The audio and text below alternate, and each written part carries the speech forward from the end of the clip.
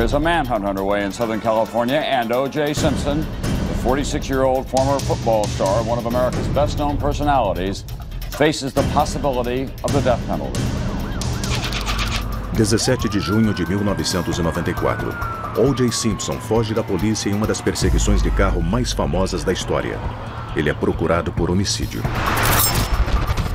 The body of 34-year-old Nicole Brown Simpson, ex-wife of O.J. Simpson, was found after midnight on the sidewalk outside her West Los Angeles home. Next to it, the body of an unidentified 26-year-old man. Both had apparently been stabbed. Apesar de O.J. ter sido preso e julgado pelos assassinatos, depois de 8 meses no que ficou conhecido como o julgamento do século, ele foi absolvido. Mesmo após uma extensa investigação forense, ninguém foi julgado culpado por estes crimes horrendos. As autópsias, por sua natureza, são os fatos concretos de por que e como alguém acabou morrendo. E esse é o relatório da autópsia desse caso, e ele indica que nós não temos só um homicídio para investigar, mas temos duas pessoas, duas vítimas que foram mortas brutalmente exatamente da mesma maneira. Agora, existem evidências que sugerem que outra pessoa, e não O.J. Simpson, pode ser responsável por estes homicídios cruéis. Autópsia. O crime de O.J. Simpson. O Dr. Richard Chapper realiza autópsias há 25 anos e sua expertise foi utilizada na morte da princesa Diana.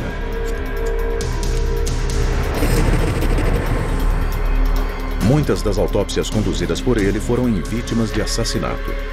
Como patologista forense que lida com assassinatos, eu tenho que usar todas as informações à disposição. Eu chamo isso de triângulo forense. Primeiro, temos a autópsia. Segundo, temos as evidências da polícia. E o terceiro ponto do triângulo forense são as fotos da cena do crime. Trabalhando com esses três elementos, podemos montar o quebra-cabeça dos dias e horas que levaram a esses crimes horríveis. Eu estou com o relatório detalhado da autópsia da Nicole Brown Simpson, que descreve um ataque contínuo e pavoroso. Ela tinha várias facadas, incluindo uma incisão de 12,5 centímetros ao longo da garganta, com mais de 6 centímetros de profundidade que chegava até a frente da coluna. E essas lesões são o ponto de partida da minha investigação forense dos homicídios.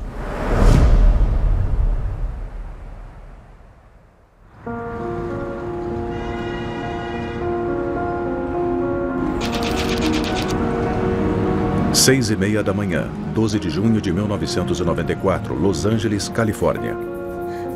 Nicole Brown Simpson, de 35 anos, já está acordada e fazendo sua corrida usual de 14 quilômetros.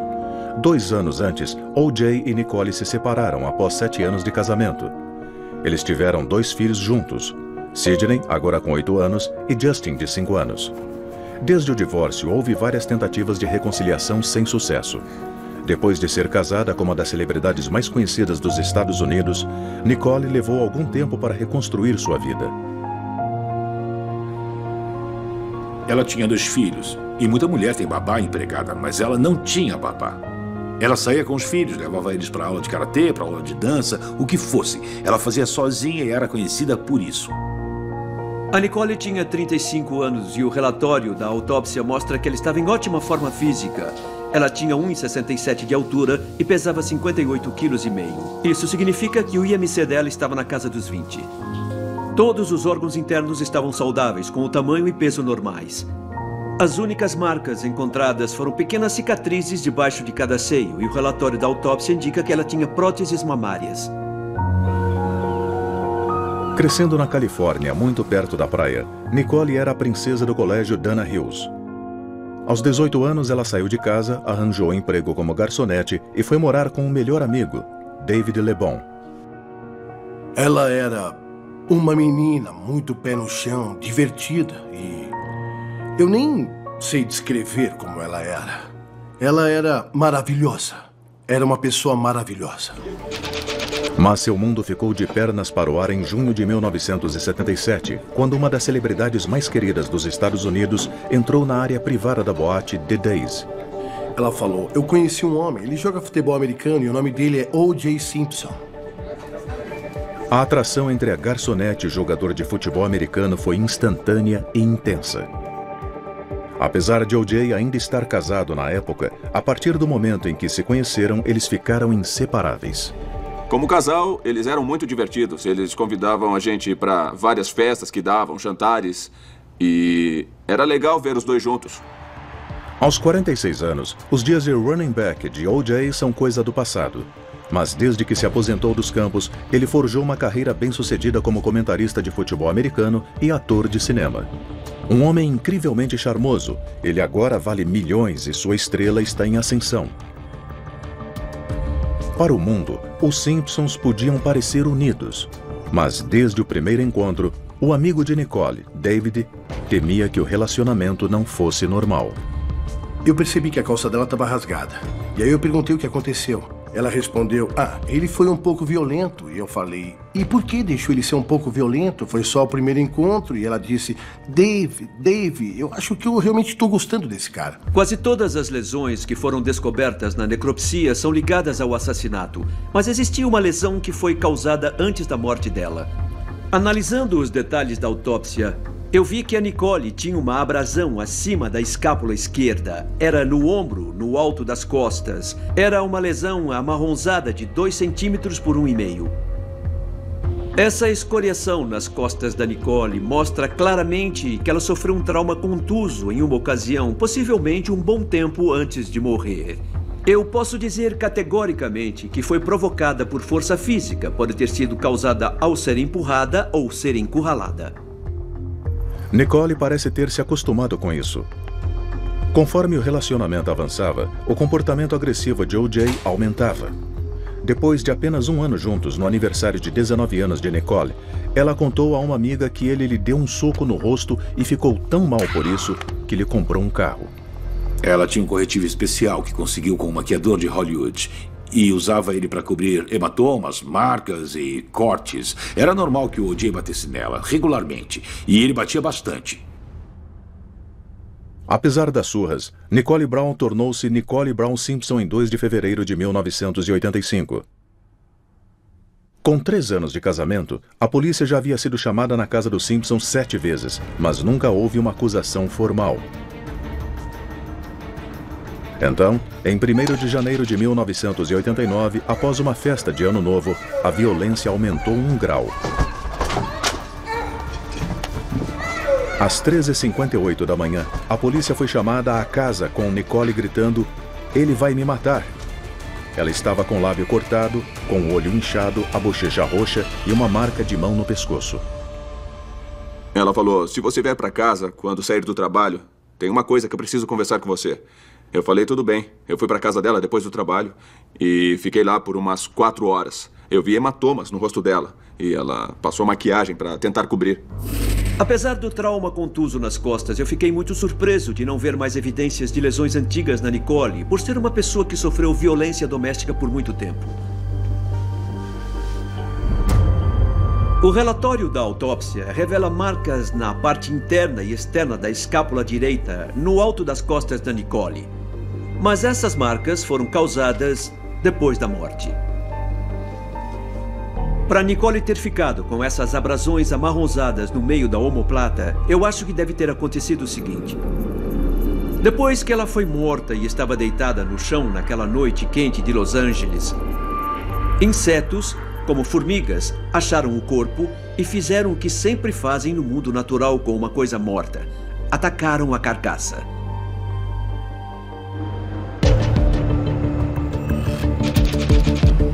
12 de junho de 1994. O.J. Simpson saiu cedo para seu jogo de golfe de costume. Enquanto isso, Nicole está fazendo compras. Sua filha de 8 anos, Sidney, tem uma apresentação de dança mais tarde. E a mãe, orgulhosa, está comprando presentes para o final da apresentação. Às 2h18 da tarde, após terminar seu jogo, O.J. telefona para ela do clube. Alô? Oi, Nicole, sou eu. Oi. Uma garçonete do clube mais tarde se lembra de uma reação acalorada. Olha, eu tô cheio disso. Até hoje, ninguém sabe sobre o que foi a discussão, Mas menos de 12 horas depois, Nicole Brown Simpson estaria morta.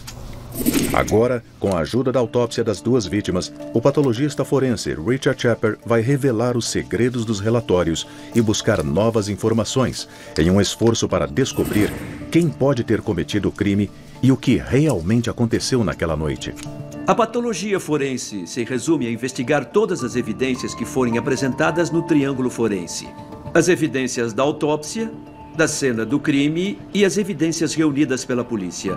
Nós temos que juntar essas informações e fazer deduções sensatas para chegar a conclusões objetivas. No caso desses dois assassinatos, nós temos várias informações e, combinando os elementos, nós devemos conseguir compreender totalmente essas duas mortes.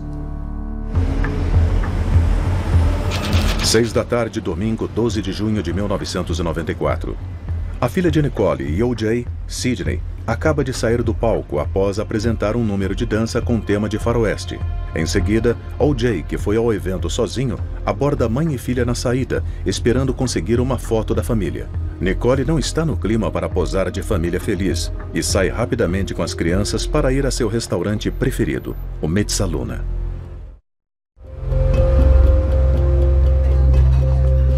Eles chegam ao restaurante às 6h30 da tarde.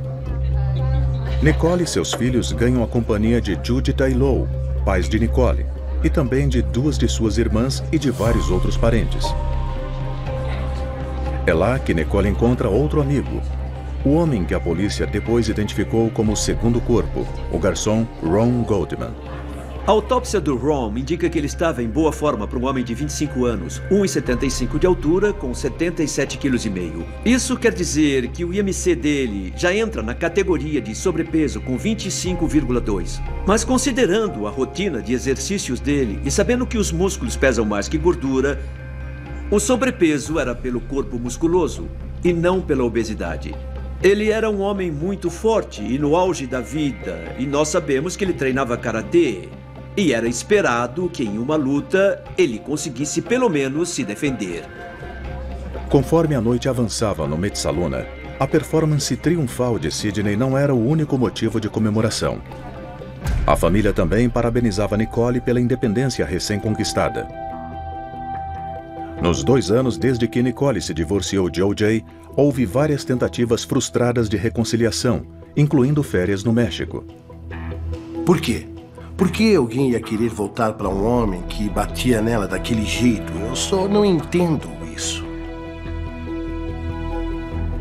Podia ser uma dinâmica de ruim com ele e pior sem ele, mas eu acho que era mais uma tentativa de fazer dar certo, em que uma pessoa realmente espera conseguir resgatar a mágica, mas no fim decide, quer saber, não está funcionando, nunca vamos recuperar o que tivemos, acabou. E foi isso que a Nicole fez. Apesar de ainda se comunicar com O.J. a respeito dos filhos, Nicole está curtindo sua vida independente pela primeira vez em 17 anos. E não demorou muito para surgirem rumores de que ela estava levando um estilo de vida festeiro.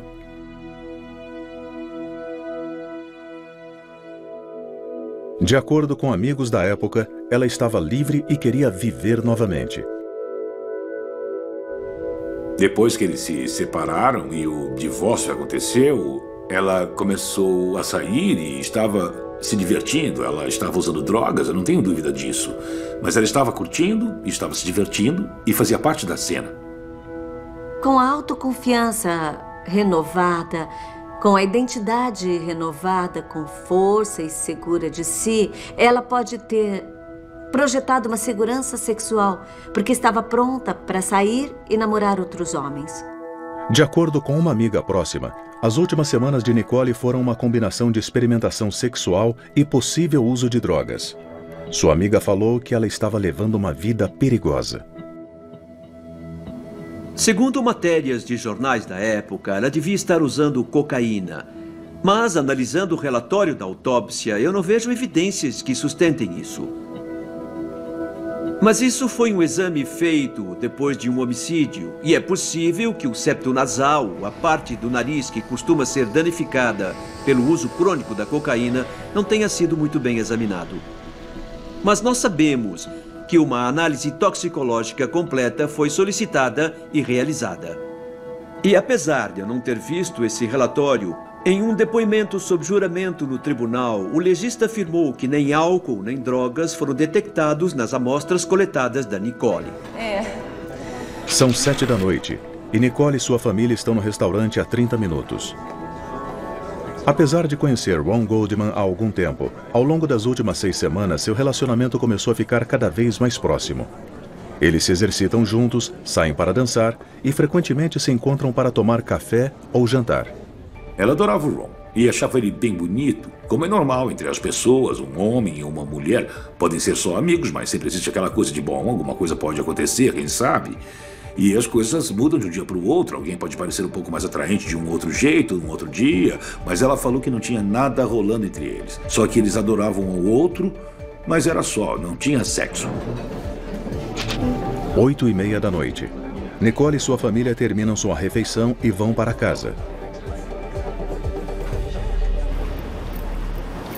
Mas quando chegam ao carro, sua mãe, Juditha, derruba seus óculos acidentalmente na sarjeta.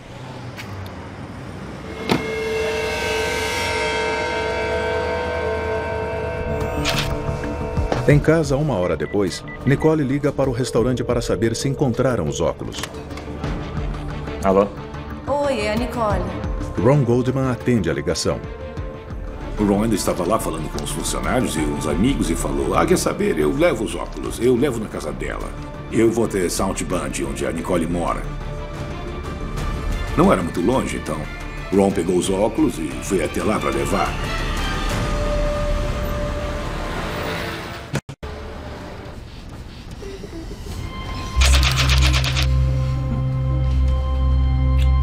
Por volta de 9h50 da noite, Nicole coloca os filhos Justin e Sidney na cama pela última vez. Eu te amo. Aproximadamente 45 minutos depois, Nicole estará morta.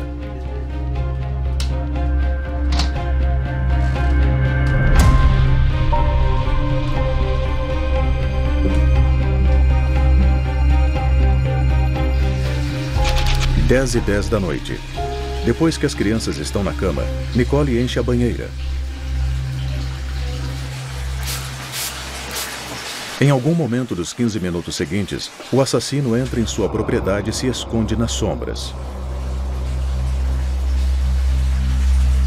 Por volta de 10h15 da noite, Nicole ouve a campainha do portão. À espera de Ron, ela desce até o primeiro andar e vai para a frente da casa.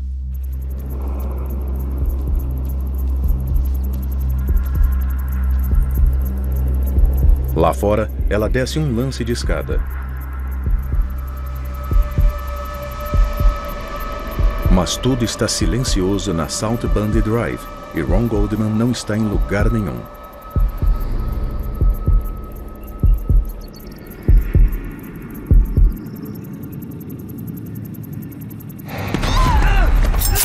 Então, o agressor surge do nada e em segundos derruba Nicole no chão. Por volta de 10h20, Ron Goldman chega. Ele parte para cima do agressor, mas o criminoso consegue reagir com uma faca fazendo Ron recuar. Após derrubá-lo, o agressor esfaqueia Ron Goldman repetidamente até tirar sua vida. O agressor então volta para Nicole e a golpeia violentamente mais uma vez, antes de desaparecer no meio da noite.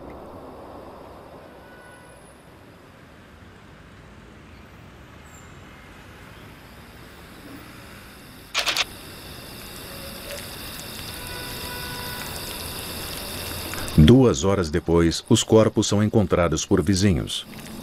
South Bend Drive virou uma cena de crime forense e conforme os minutos e horas passavam, o sangue, o cabelo, o tecido e o DNA se degradavam. E a polícia precisava recuperar e processar essas evidências o mais rápido possível para ter uma chance maior de pegar o assassino, para ter uma condenação bem-sucedida. The body of 34-year-old Nicole Brown Simpson, ex-wife of O.J. Simpson, was found after midnight on the sidewalk outside her West Los Angeles home. Eu recebi uma das primeiras ligações e eu nem me lembro quem me ligou, mas disseram que a Nicole morreu. A Nicole tinha múltiplas facadas no corpo e a cabeça dela foi quase decepada. Next to it, the body of an unidentified 26-year-old man. O Ron tinha ainda mais facadas e apresentava uma lesão bem comum na coxa esquerda.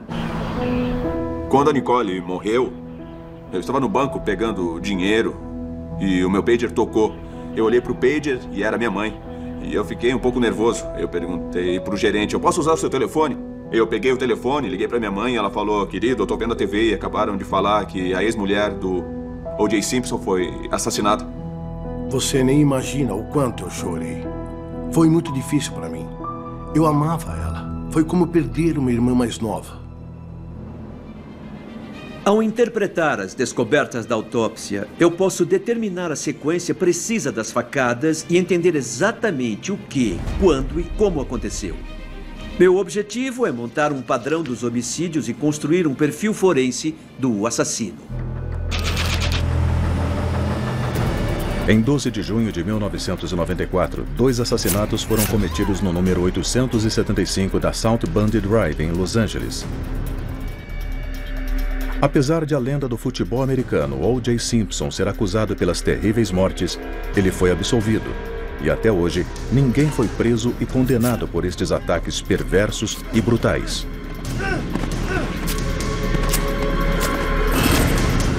O Dr. Richard Shepard está examinando os relatórios da autópsia e a patologia forense da cena do crime, tentando compreender e revelar os eventos daquela noite terrível.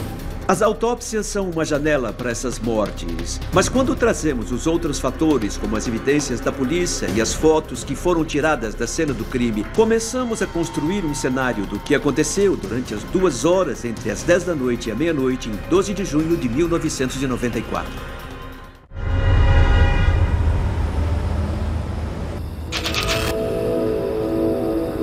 Meia-noite e 10. Cerca de 2 horas depois dos assassinatos de Nicole Brown Simpson e Ron Goldman, seus corpos ainda não foram encontrados, até que o cachorro de Nicole, Cato, guia um vizinho até eles. A polícia é chamada. Agentes chegam ao local e começam a isolar a área. O detetive Tom Landy é o próximo a chegar. Eu recebi uma ligação lá pelas 3 da manhã e cheguei lá por volta de 4h30, 4h40 da manhã. Ainda estava escuro. Toda a rua South Bundy tinha sido isolada. Após investigar mais de 200 casos de homicídio ao longo de 26 anos de carreira, assim que Tom Landy pisou na cena do crime, pôde ver que algumas coisas não faziam sentido. A porta da frente estava aberta, tinha velas no interior, música. Era uma mulher vestida com um tipo de vestido sensual, ela estava descalça. Ela estava usando joias, estava com anéis, brincos, relógio de pulso. Nós não encontramos sinal de entrada forçada. Então, nós descartamos roubo, arrombamento e talvez assalto. Antes de analisar as autópsias, a minha prioridade era ver a planta da casa. A cena do crime é o hall de entrada do número 875 da South Bundy Drive, que é um espaço confinado. O hall só tem uma entrada com um sistema de segurança, com um interfone que está localizado no alto de alguns degraus atrás de um portão de metal. Nesse hall tem uma árvore alta e a iluminação é mínima, com um pátio do outro lado. O lugar tinha muita sombra e é possível que o assassino tenha se escondido em um desses pontos. A Nicole saiu de casa e desceu a escada aproximadamente às 10h15 da noite, esperando ver o Ron, que ela pensava ter tocado a campainha do portão. Mas quando ela desceu pela escada, o assassino apareceu. As primeiras 2 lesões que ela sofreu foram facadas no lado direito atrás da cabeça, o que sugere que ela já tinha se virado e estava voltando para dentro, se distanciando do agressor. Mas também encontraram pele debaixo das unhas dela e um corte no dedo anelar direito, o que sugere que ela pode ter tentado se defender. Eu acho muito plausível que a força dessas pancadas tenha derrubado ela no chão. Quando ela caiu, bateu na parede atrás dela, o que causou uma escoriação no lado direito da cabeça. E quando ela estava deitada, virada para baixo, do lado direito, levou uma facada do lado esquerdo da cabeça, acima da orelha. O corte tinha quase 4 centímetros entre o couro cabeludo e o crânio da Nicole. Não foi uma lesão fatal, mas em seguida houve lesões graves. 3 facadas próximas seguidas no lado esquerdo do pescoço. Essas facadas são importantes porque debaixo delas ficam os principais vasos sanguíneos, a artéria carótida e a veia jugular, que vão até o cérebro. A primeira passa pelo pescoço, a uma distância de 3,8 centímetros. A segunda é um pouco mais superficial e passa pelo pescoço mais perto da pele, a 2,5 centímetros. A terceira facada, que foi mais perto da parte da garganta, chegou a uma profundidade de 4 a 5 centímetros. A combinação dessas 3 lesões, mesmo que nada mais acontecesse com a Nicole, já tem a possibilidade de ter causado a morte dela. As lesões acabaram ficando em uma área altamente concentrada. Esse não é o padrão de feridas que eu esperaria ver de alguém que foi interrompido como um ladrão. É um padrão de feridas que eu esperaria ver de alguém que tem um motivo muito claro em mente, e esse motivo seria matar Nicole Brown Simpson. E, na minha opinião, é um homicídio premeditado. Mas o assassino cruel não sabia o que ia acontecer depois. Nós sabemos que o Ron deve ter entrado na casa pelo portão. A reação imediata dele deve ter sido tentar proteger ela, ajudá-la. Fazendo isso, ele deve ter começado a atacar o agressor. As fotos da Nicole mostram alguns respingos de sangue nas costas. Às vezes, quando uma faca é removida do corpo, ela ainda tem sangue acumulado e ele pode pingar ou espirrar quando a faca é retirada. Bom, eu não acho que os pingos nas costas da Nicole tenham se formado desse jeito. Eu acho que foram formados pelo sangramento de uma lesão que foi feita no Ron. Porque ele tinha algumas incisões superficiais na sua mão. E isso é típico do que nós chamamos de lesões de defesa. O agressor estava sendo atacado por um homem em forma de 25 anos que treinava karatê. E ele mesmo devia estar na defensiva. E claro, pode ter ocorrido uma virada de mesa nessa situação. O relatório da autópsia e as fotos da cena mostram que o Ron levou uma facada na coxa esquerda. A posição dessa lesão é incomum e sugere que talvez o Ron estivesse dando um chute de karatê quando foi esfaqueado. Ele cambaleou para trás até uma cerca, onde foi encurralado, e o agressor ficou no controle. Enquanto Ron estava nesse espaço estreito, o agressor o esfaqueou várias vezes. Foram 2 assassinatos horrivelmente brutais, com sangue para todo lado. 2 pessoas foram massacradas em uma área bem pequena, sem ter para onde fugir. Foi horrível. Ao longo desse ataque contínuo, o Ron sofreu 4 lesões fatais. A primeira lesão foi do lado esquerdo do pescoço. Ela chegou até a veia jugular, que é a principal veia do lado esquerdo do pescoço, e penetrou bem fundo, alcançando a base do crânio. Tinha uma facada no lado de baixo do abdômen e ainda 2 lesões do lado direito do peito. Elas passaram pelas costelas e penetraram nos pulmões, causando uma hemorragia considerável na cavidade torácica. Pelo padrão dessas lesões, foi claramente um ataque ofensivo. As lesões parecem aleatórias, o que significa que o assassino estava desesperado para acertar uma facada que acabasse logo com esse ataque inesperado. Quando ele teve certeza que o Ron não era mais uma ameaça e provavelmente ia morrer, ele voltou até o corpo da Nicole e deu o golpe de misericórdia.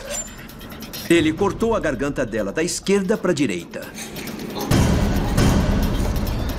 cortando os vasos sanguíneos já danificados do lado esquerdo do pescoço dela, cortando a laringe, as vias respiratórias e cortando os vasos sanguíneos do lado direito do pescoço. Essa lesão foi tão profunda que chegou até a coluna e fez com que a Nicole Brown Simpson sangrasse muito enquanto estava na base dos degraus.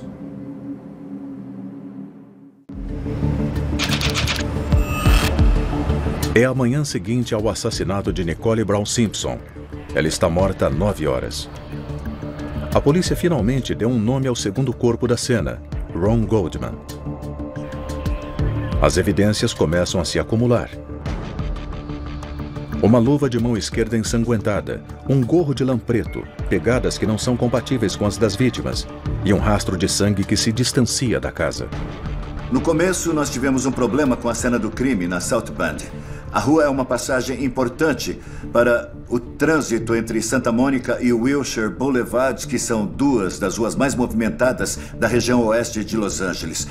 Principalmente porque, em poucas horas, era segunda de manhã e as pessoas estavam indo trabalhar. É óbvio que sempre esperamos que a mídia não apareça, que helicópteros não apareçam para a gente poder fazer nosso trabalho em paz, mas isso não aconteceu nesse caso, obviamente. À medida que as horas passam, a polícia se esforça para controlar a situação e proteger a cena do crime. A investigação e controle da cena do crime de qualquer homicídio são vitais. Nesse caso, a cena do crime devia ter sido administrada do mesmo jeito que se fazia normalmente em 1994. Mas existem evidências de uma abordagem um tanto preguiçosa, porque eu vi evidências claras do movimento de pessoas na cena, adição de pegadas, perturbação do sangue e de fibras. Todas essas coisas estragam a qualidade da evidência que pode ser obtida. Estávamos cansados, montando um quebra-cabeça, a mídia estava em toda parte, a imprensa estava em cima, era pressão de um lado, pressão do outro, o que aconteceu? E é claro que isso atraiu uma multidão, um monte de repórteres. Algumas das pegadas de sangue podem ter sido repórteres ou curiosos. Quando duas pessoas são mortas numa rua movimentada, numa cidade agitada, com muita atenção, existe potencial para contaminação. Two Los Angeles newspapers are reporting that police have damaging evidence linking O.J. Simpson to the murder of his ex-wife. 11 horas da manhã. A polícia de Los Angeles quer falar urgentemente com O.J. Simpson sobre os assassinatos. Oficiais vão até sua casa na Avenida North Rockingham, em West Hollywood. Horas antes, em um beco na lateral da casa, encontraram uma luva de mão direita marrom, similar à achada na cena do crime, além de gotas de sangue na entrada de sua garagem.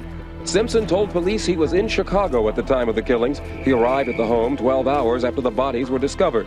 Police escorted him to the rear of the building, and a short time later, Simpson was seen in handcuffs.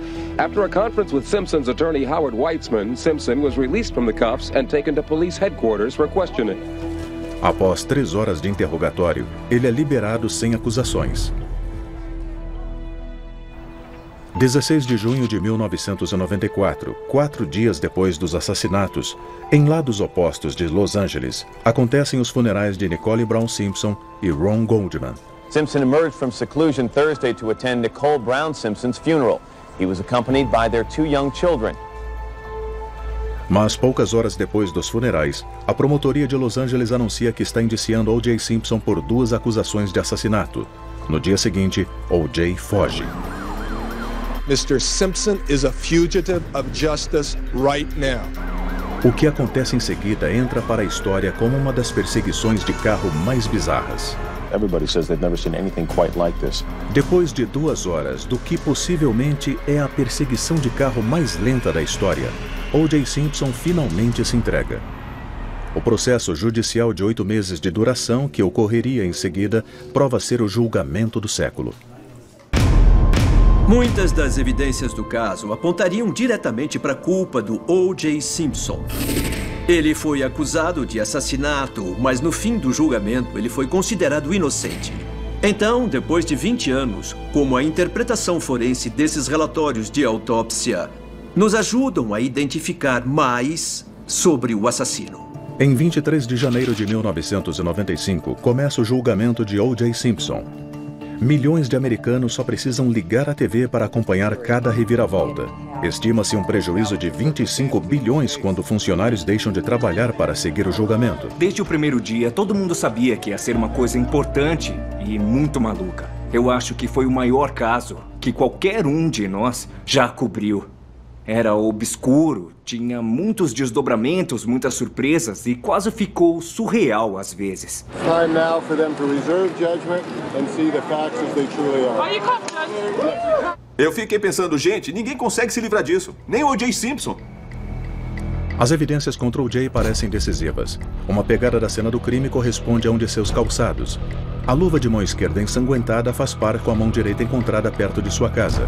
Havia sangue de O.J. na cena do crime e sangue de Ron e Nicole em seu carro e em uma de suas meias. Mas, conforme o julgamento avança, cada evidência é derrubada pela defesa. A polícia cometeu muitos erros ao coletar as provas, deixando-as sujeitas à contaminação. The gathering of evidence was a complete disaster. And we feel that the evidence will be shown to be contaminated, compromised and corrupted. Esse tipo de coisa pode ser explorada pela defesa. São pequenos acidentes que... pequenos erros que cometem. O legista não anota, não fazem o que eu peço, ficam ocupados. E nós precisamos entender que essas coisas acontecem em todos os casos. The evidence will be shown to be contaminated, compromised and corrupted. No tribunal, as evidências da cena de um crime têm que estar puras e não contaminadas, senão não são admissíveis. E foi o que aconteceu no julgamento do O.J. Simpson. A defesa também argumentou que as evidências circunstanciais não eram fortes o suficiente para revelar que O.J. cometeu o crime, somente que poderia ter cometido. O momento mais dramático foi quando pediram para que O.J. vestisse as luvas encontradas perto de sua casa e na cena do crime. O júri ficou chocado e todo mundo ficou murmurando no tribunal. E o Johnny Cochran falou o famoso: se as luvas não servirem, ele deve ser absolvido. If it doesn't fit, you must acquit. Se O.J. não cometeu o crime, quem cometeu? A defesa foi questionada e sugeriu uma versão diferente dos eventos. Ela alega que houve 2 assassinos e que o crime foi uma execução de um cartel de drogas ligado ao uso recente de cocaína de Nicole.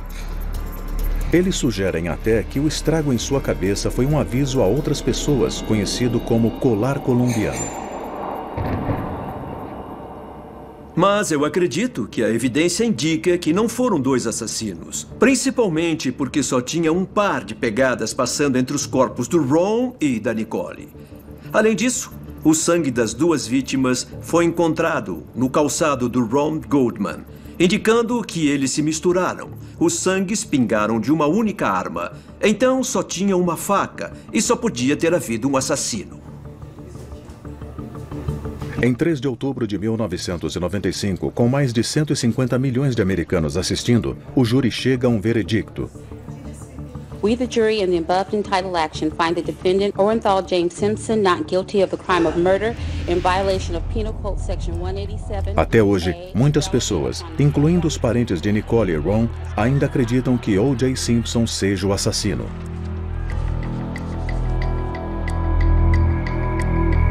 Mas existem numerosas evidências, tanto da autópsia quanto da cena do crime, que sustentam a absolvição de Simpson. Quando a polícia começou a coletar evidências na cena e achou tecido e sangue debaixo das unhas da Nicole, também encontrou gotas de sangue nas costas dela, e nenhuma das gotas era do O.J. Simpson nem do Ron Goldman. Mas quando a polícia de Los Angeles processou a cena mais tarde, encontrou várias impressões digitais não identificadas. Algumas fontes dizem que foram até 17. E uma pegada de sangue que não era compatível com o O.J. Simpson.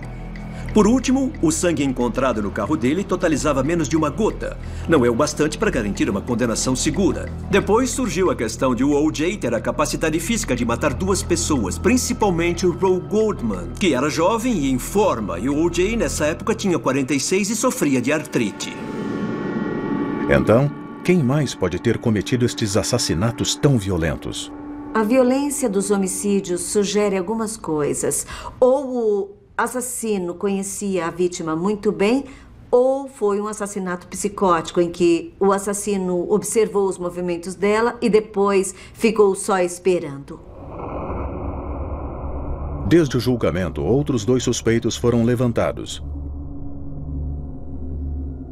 Glenn Rogers é um assassino em série que está no corredor da morte pelo homicídio de várias mulheres. Em 2012, começam a circular rumores de que ele participou de uma festa com Nicole Brown Simpson antes de sua morte. Supostamente, ele teria confessado sua morte para roubar suas joias, como parte de um assalto planejado.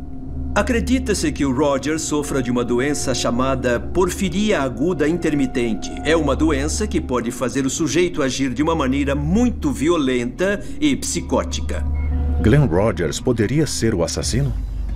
O objetivo vital, como evidência forense, mostra que é impossível que o Glenn Rogers seja o assassino.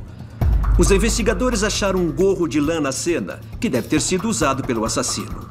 E quando ele foi examinado no laboratório, fios de cabelo afro foram encontrados nele, similares ao cabelo do O.J. Simpson. Mas esses fios também são similares aos 10% da população de Los Angeles que tem ascendência africana ou caribenha.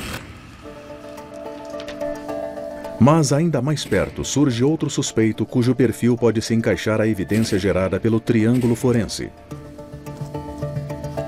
Nós sabemos pelos fios daquele gorro que o assassino era negro ou mestiço. Nós sabemos que ele devia ser forte, porque foi capaz de lutar com um homem de 25 anos em plena forma e que era considerado especialista em karatê.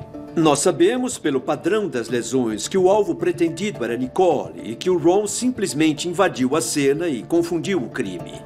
E sabemos que ele era um assassino inexperiente. Ele deixou uma luva, deixou um gorro e deixou suas pegadas na cena. Devia ser fácil, então, identificar esse homem. I would not, could not, and did not kill anyone. My father will have more to say at a later time. Jason Lamar Simpson é o filho mais velho de O.J. Simpson, fruto de seu primeiro casamento. Um chefe de cozinha condenado por dirigir embriagado e por fugir após um atropelamento.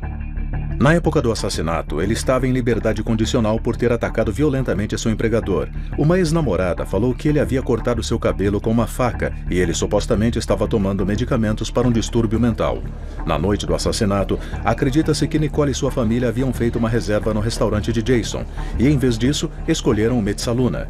Foi sugerido que, por algum motivo, esta mudança de planos tenha deixado Jason furioso. Existem evidências na cena do crime de que outra pessoa estava presente. O indivíduo cujo tecido estava debaixo das unhas da Nicole nunca foi identificado. Acharam as pegadas não identificadas e também gotas de sangue que não foram identificadas, como da Nicole ou do Ron. Essa pessoa podia ser o Jason Simpson. Outras teorias afirmam que O.J. chegou à cena do crime depois do duplo homicídio, sugerindo que ele estava disposto a assumir a culpa do filho. Jason e O.J. nunca chegaram a comentar estas especulações, mas não há evidências que impliquem Jason neste crime, nem da investigação da polícia, nem da autópsia. A última coisa que a autópsia indica é que o assassino, seja lá quem for, teve muita sorte para cometer assassinatos tão violentos em um bairro do subúrbio. Deixar tantas evidências para trás e não ser pego é muito impressionante. Para Nicole Brown Simpson e para o Ron Goldman, a sorte não podia ter sido pior.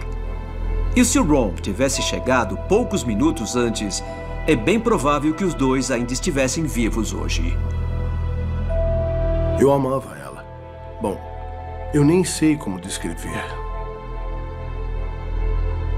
Eu sinto falta dela, mesmo depois de 20 anos.